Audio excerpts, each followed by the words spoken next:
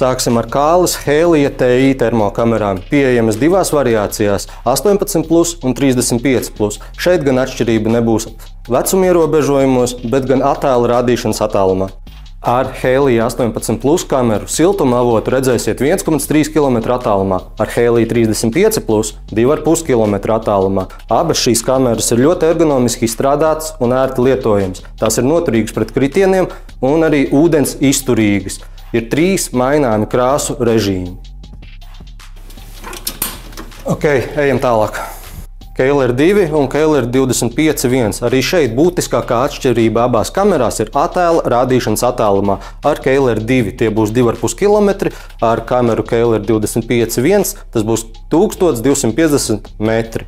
Starp citu, kameru Kailer 25.1 testējām arī pagājušā gada septembrī. Mēs bijām ļoti patīkami pārsteigti par kameras kvalitāti un veiktspēju. Priecājamies, ka to novērtē arī vismaz 3 mednieki, kuri pie kameras mūsu mājaslapā ir atstājuši atsauksmi. Paldies jums! Mēs ļoti priecājamies un novērtējam, ka dalāties iespaidos un komentējat saturu, ar kuru mēs dalāmies.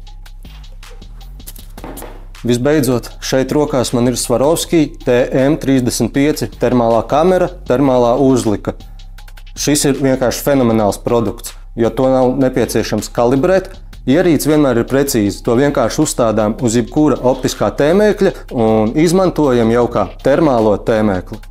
Te nu būs. Esam apskatījuši dažas no termālajām ierīcēm mūsu klāstā. Tā kā ja arī tu esi nolēmis papildināt savu medību aprīkojumu vai nu ar termālo kameru vai ar termālo uzliku, droši nāc ciemos uz Purno muižu. Mēs palīdzēsim atrast tev piemērotāko.